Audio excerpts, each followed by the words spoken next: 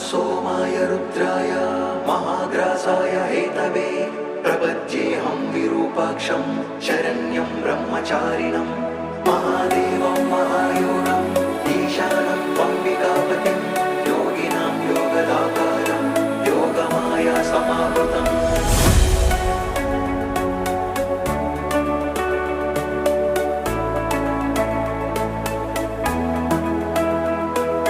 महेश्वराय नमः वामदेवाय नमः